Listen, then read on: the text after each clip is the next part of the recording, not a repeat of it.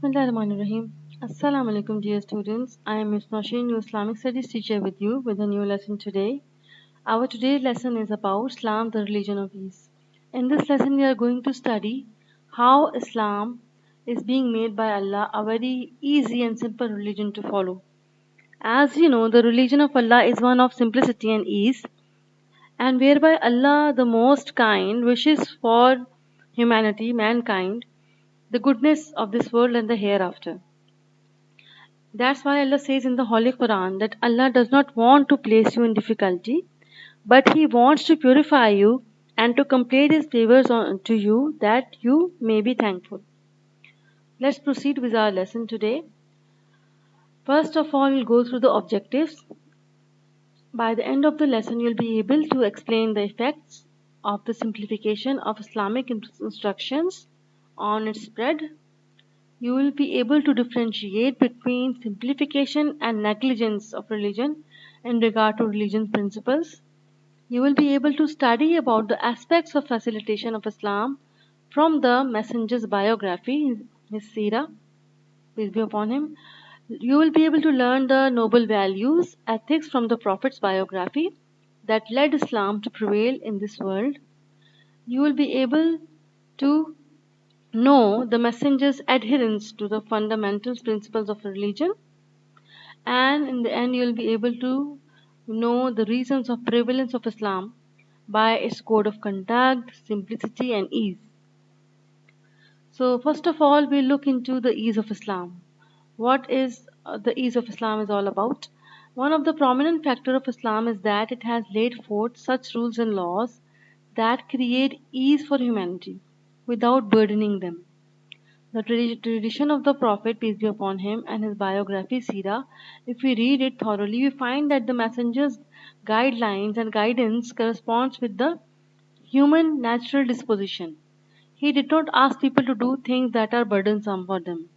Because Allah has created mankind and He knows that mankind will get frustrated even if a small problem is there in their life and they face a difficulty, they feel that it is very burdensome for them.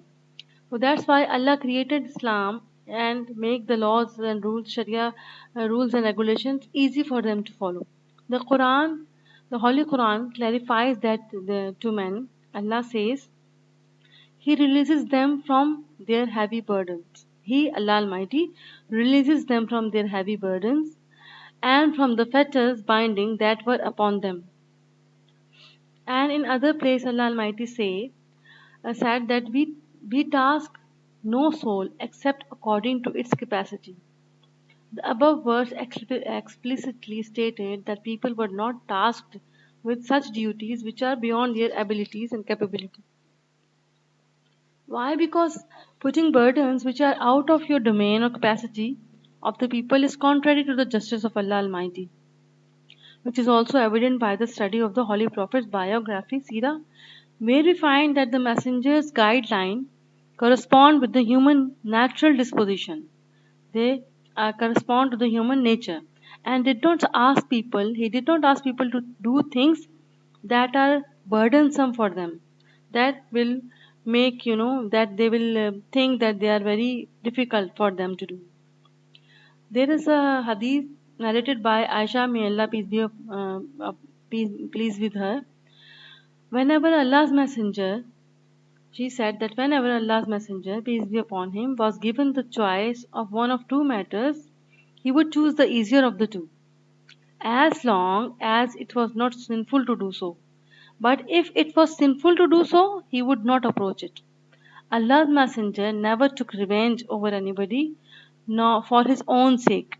But he did only when Allah's legal bindings were outraged, in which case he would take revenge for Allah's sake. So, in this hadith, it is the two things are being set forth, that whenever Allah's messenger was given the choice of two matters, when he will look for the easy one, so that his ummah, his followers, will not be burdened by the difficult choice. So he always used to choose the easy one, and if the easy choice is legal and it's permissible, it's halal in Islam, permissible in Islam. But if it is sinful, obviously he would not choose it. And then the second thing is that Allah's Messenger, peace be upon him, never took revenge for his own sake on anybody. He only tried to set the Allah's boundaries and to punish people for the sins or for crossing Allah's rules and Sharia rules and for doing major sins.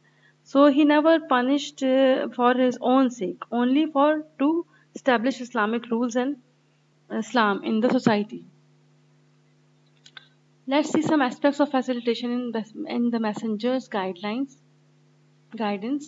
Some of the main aspects of facilitation in messenger's guidelines are these.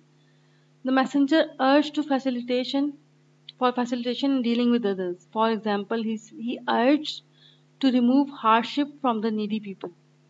He said, if anyone relieves a Muslim believer from one of the hardship of this worldly life, Allah will relieve him of one of the hardship of this worldly life and the day of resurrection. So he says if anybody resolve anyone's problem and anybody will remove the hardship and problem from his Muslim brother or sister, then Allah Almighty not only remove his difficulty in this world, but He will also reward him in the hereafter for the good deed also. That the person who resolved another Muslim's problem and difficulty will be rewarded twice in this world and in the hereafter. He also ordered to treat people nicely. He said, and treat the people with good behavior. Because there's a hadith of the Holy Prophet that he said that I have been sent to heighten your character. So Prophet made the worship easier for the people to accept Islam and to follow Islam in the best way possible in an easy manner. So they won't be burdened and they won't feel that Islam is very difficult to follow. And for that reason only they will leave Islam. But Allah, the Creator, Allah Almighty, because Allah is actually chosen Islam for the as a religion of the mankind. So Allah Almighty Himself made those laws very easy for them to follow, and Messenger by His Sunnah taught them how to adhere to Islamic rules. The Messenger used to make worship easier, as when he was asked about one matter in Hajj at the time of Hajj regarding its sequence, whether it should be advanced or delayed. The Prophet, peace be upon him, would make it easy to the one who asks such question. And it is like, for example, it is mentioned in a hadith that Allah's Messenger, peace be upon him, stopped while riding his camel to the people, and the people began to ask him. One of the inquirers said, the man said that Messenger of Allah, I did not know that pebbles should be thrown before sacrificing the animal, and by mistake I sacrificed the animal. I made the sacrifice on the Hajj before throwing pebbles. Whereupon the Allah's Messenger said, now throw pebbles now, there is no harm in it. And at other occasion, another person came saying, like, I did not know the animal was to be sacrificed before shaving. So on same this incident also happened at the time of Hajj. So he said that I was doing Hajj and I did not know that the animal was to be sacrificed before shaving, but I got myself shaved before sacrificing the animal. Whereupon the Holy Prophet said, sacrifice the animal now, there is no harm in it. So he made religion very easy for them to follow. Now we'll look upon the Prophet's forgiveness. When he had to choose between forgiveness and punishment, he, Prophet, peace be upon him, would choose forgiveness. For example, in the day of the conquest of Makkah, when Hatib bin Abi Batha, who sent his servant to the people of Makkah to warn them of the army of Muslims, that the army is coming towards them, was brought before the messenger. The companion wanted to kill him, but messenger forgave him. And at the same time, when the conquer at the moment at the time of the conquest of Makkah, all the people of Makkah who hurt who used to hurt Prophet peace be upon him physically, mentally, and they used to throw stones on him and used to throw the used to lay the thrones in his way. They used to do him so much physical harm. All people in the Makkah were afraid that now Rasulullah, the Holy Prophet, had won the war, and we will be punished, and we will be taken revenge of. But when Rasulullah entered in Makkah, he announced that to the citizens that all of you are free now, and I am not taking any revenge, and any you will not be punished. So this is how merciful and the Prophet peace be upon him was. So after entering Makkah, the messenger forgave all of the citizens of Makkah, and when a Jewish woman put poison in his food, in a goat, in his food, he forgave us that I am forgiving you for my soul. But actually, the same food was taken by another companion, and although Allah told him what she did, however, the messenger, so that for only that reason, because the another companion, by having that food, the companion died, having eaten poisoned food. A messenger prosecuted her not for revenge, but as retribution for companion who died after eating the poisonous goat. So Anas ibn Malik reported that I was walking with the Messenger of Allah, peace be upon him, and he had put on a mantle of Najran with a thick robber. What happened that a Bedouin, a man came and he put cloth in the neck of the Holy Prophet, and he was very disrespectful towards Prophet, and he pulled the rope so violently that the Anas is reporting that I saw this violent pulling, leaving marks of the border of the mantle on the skin of the neck of the messenger. That it left marks on the neck of the on the blessed neck of the messenger, peace be upon him.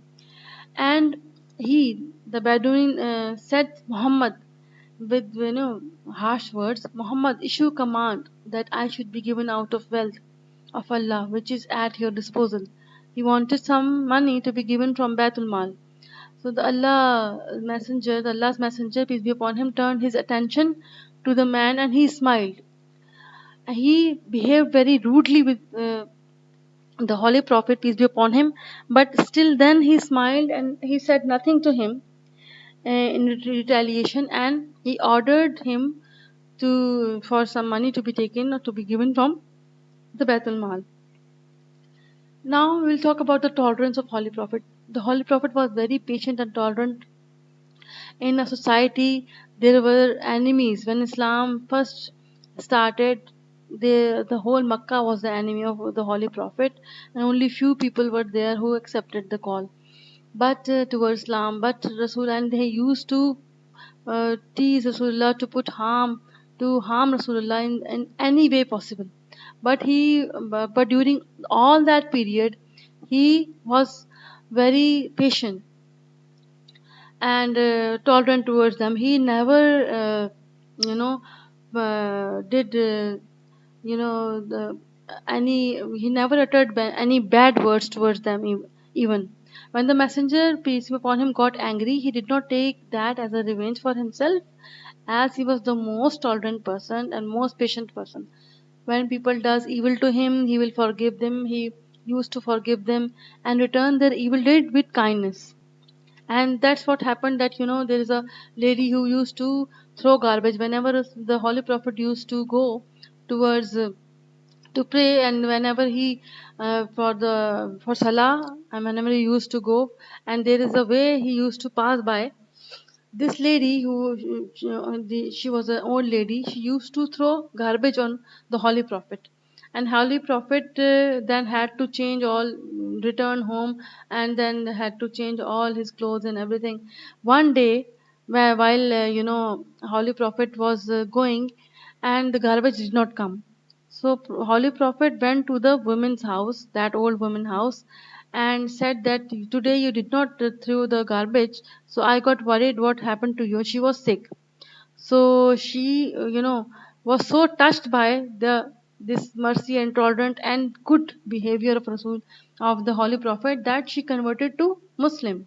So this is how the Islam spread, and he was very tolerant and very patient toward people, and very kind, merciful. So messenger as a peacemaker. And some people regard that tolerance makes you a weak person, or some people misunderstand the meaning of tolerance in religion and consider it as neglecting the principles of religion. But Rasulullah never neglected the religion. Nauzubillah, astaghfirullah. The following hadith, this hadith I am going to show you, not show you actually, I am going to read for you, is that I'm going to tell you is that uh, he never neglected any fundamental principles of religion. From once, what happened that Osama bin Zaid once, a woman, a very wealthy and opulent woman who belonged to a noble family, she um, you know committed a theft, and she stole something. And Osama bin Zaid, who was a companion, may Allah please with him, came to Holy Prophet, and he wanted you know, to ask for forgiveness for her. And he said that Rasulullah, please forgive that woman, and she belongs to a noble family. But Rasulullah said that I will not forgive her even if my own daughter would do such a crime. Even if my own daughter Fatima would have done it, I would have cut her hands. But he replied that the previous nations got destroyed by a fact, by only this thing, that whenever a rich committed any crime in their in those nations, when a rich person committed used to commit a crime, he was left without punishment. And whenever the poor person commit used to commit a crime, he was being punished by for that. So this thing, differentiating between rich and poor, this differentiation and this lawlessness or injustice made those nations to got destroyed, to be destroyed, and made those nations perish from the face of earth. Rasulullah said this, that if my own daughter would have committed this theft, I would have cut her hands too. So when messenger had to choose between war and peace, he always chose peace. And this is evident by the Treaty of Hudaybiyah. And what is actually this Treaty of Hudaybiyah? It's a very significant event happened in the history. This treaty has a very significant position. Let me describe it to you that the Holy Prophet had a premonition that he entered Makkah and he was doing tawaf. While he was sleeping, he saw a dream that he was doing tawaf around the Kaaba. And his companion in Medina were delighted when he told this dream to his companion. All of the companions got very delighted about it. They all, started to go for a pilgrimage, Hajj to Kaaba, and they learned to do tawaf there. But when they marched peacefully without arms towards Makkah, and they wanted to perform an Umrah, and they were all dressed as pilgrims and brought sacrificial animals, all with all their preparation. They went towards Makkah, hoping that the Quraysh would honor the Arabian custom of allowing pilgrims to enter the city. But the Muslim had left Medina in a state of ihram. They were wearing ihram also. And what happened? That these followers, this companion and the Holy Prophet, peace be upon him, they camped outside the Makkah. And there came, the Meccan emissaries who wished to prevent all of them from doing the pilgrimage. So in negotiation what have were held, and the two parties, the both the Holy Prophet and the other party, they the negotiation, they went into discussion and they negotiated a treaty. And this treaty was named as Treaty of Hudaybiyah. And this treaty is a very, it has a very significant role. Although they were all prepared, the companion and the Holy Prophet, to do the pilgrimage, but even then they did not take revenge and did not sort to the means of war, because he could have fight they could have fight. And they said, okay, if you won't allow us, they could have said that if you will not allow us to the Meccan people, that if you are not going to allow us to do Hajj, we will fight you.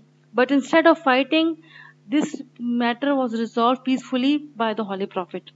The Treaty of Hudaybiyah was very important in Islam, because after this signing of this treaty, the Quraysh of Makkah no longer considered now the Holy Prophet to be a rebel. They used to consider the Holy Prophet a fugitive, na'uzubillah, astaghfirullah, that he migrated to Makkah from migrated to Medina, sorry, from Makkah. They also recognized Islamic State in Medina by signing the treaty. And they also allowed Muslims who were still in Makkah to now practice Islam publicly. And it was no longer like a constant struggle between Muslims and polytheists. And many people, they saw in this the light of this treaty Islam in a new perspective, with new light. And that this treaty also helped many people to accept Islam. And likewise, then this treaty also paved way for many other tribes that they entered into the treaties with Muslims. And so these all benefits were only achieved by the wisdom of the Holy Prophet, by his prudence, that he, as a messenger of Allah Almighty, he did not choose to fight, but to choose, but chose to resolve matter by discussion and by mutual discussion and entering into an agreement. So this is what Allah is saying: O ye who believe, enter into Islam wholly and follow not the footstep of Satan. Rarely he is to you a clear enemy. Although Satan wanted Muslims to fight all the time, Satan only want to create this discord and dispute between the nation, between the Muslim Ummah. So this we have to be very, very aware of, that Allah is saying that holy, enter into Islam wholly, and do not follow the footstep of Satan. And the other place Allah said that be hold to the rope of Allah Almighty and do not get divided. Hold to the rope of the Allah Almighty. Well, this is all Allah is saying, that you know this religion is the religion of peace and love and harmony. Allah wanted to by messenger to prevail in this nation the harmony. The messengers, the Holy Prophet Sunnah, we is a his biography is an evident proof of that. The messenger's adherence to the fundamental principles of religion. The messenger never neglected any fundamental principle of religion. Instead, the messenger would be the most furious one if anyone committed one of the prohibited things. For example, I have already uh, told you this story, that Makhzuma woman, what happened. Then he said that my own daughter would have committed the crime of stealing something, I would have cut her hands too.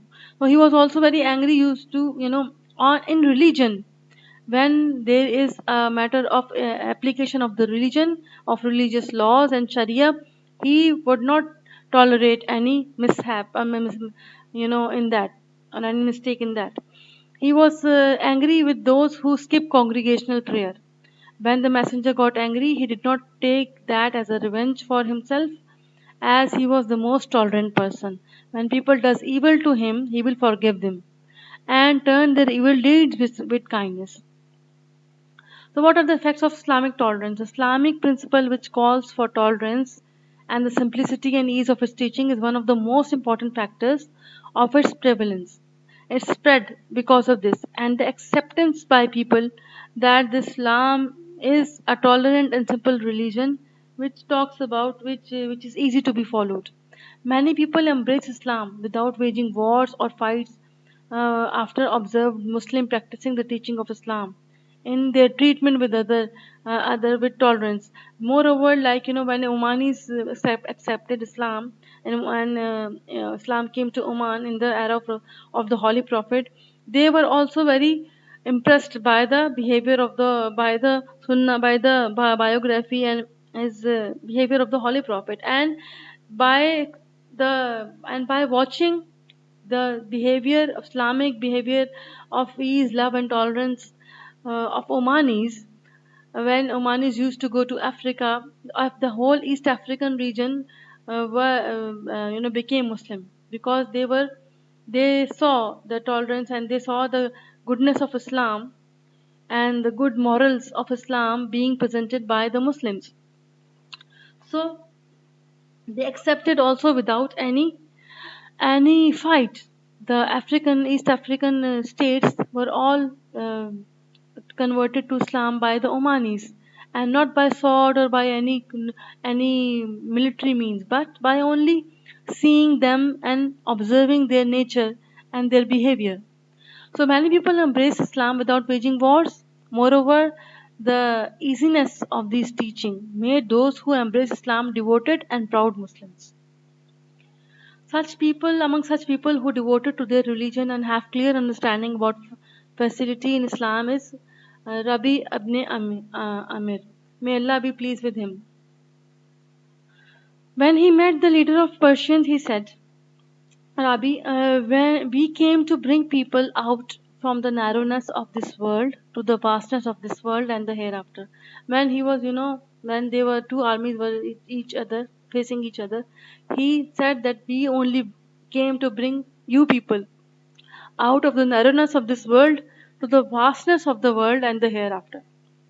We want to guide you. We only here is to guide you towards the right path, and this is our whole aim, the spread of Islam.